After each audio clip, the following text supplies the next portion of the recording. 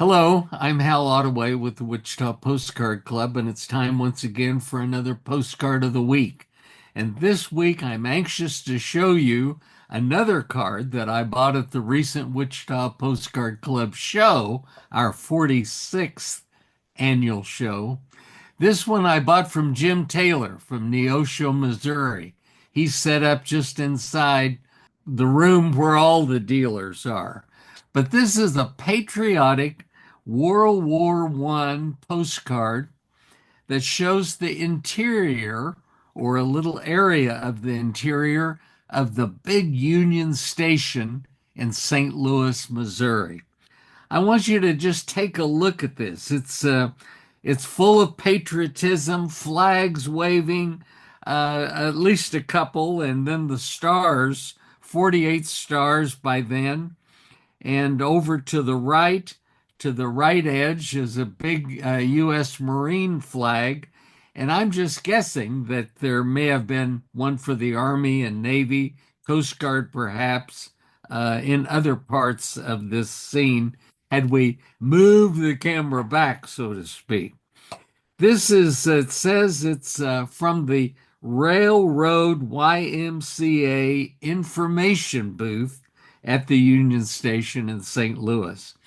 And they would have been there to greet and to help soldiers and sailors. Just imagine going inside this big cavernous railroad station, a big city, and not knowing quite what to do. You had a ticket in your hand and you had your orders in your hands or your pocket, and wanting to know, where do I go? What do I do next? But this was an information booth, and you could find answers to some of those questions. And also, probably a cup of coffee, probably a donut, and also a little, or not a little, but a stack of postcards there where you were encouraged to take several and to write them, tell your family that you're safe and here in St. Louis, and you'll write more later when you have time. And cards like that could have been just instead of a stamp, you turned it over and you just wrote on the back in the stamp box area, "Soldiers Mail" or "Free," and they would have mailed it for you. So this was a good place to communicate with family and friends and to find somebody with a smile on their face and some answers about where do I go and what do I do next.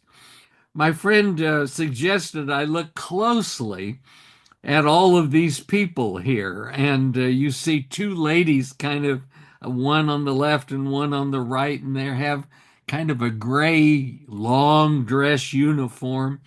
And everybody here in this picture, it seems, men and women, are wearing hats. That's something that we see, today it's baseball hats turned backwards, but this is the military and this YMCA information booth. On the back of the postcard, I think found this to be interesting. It said 700,000 soldiers were served by the various committees of ladies at the RailRoad YMCA in 1918. 100,000 men were served at information booths, and 250,000 men visited huts. HUTS. This is something that in smaller towns they may have had a hut. It might have been little more than a table or two, just to check in and to get help and to get maybe some coffee, maybe some cigarettes too. 125,000 men were served at the canteen. And this again is another, depending on the population and area of the town, another place where you could get help. And it says 1,500 trains were met here. Troop trains were met. So a lot of men, a lot of going and coming, and you can imagine just the sounds and the smells and just how exciting it would have been to have been with this many people, both soldiers and other people traveling. It was a busy time. This said those figures were from 1918, and that was the year that World War I ended on November 11th.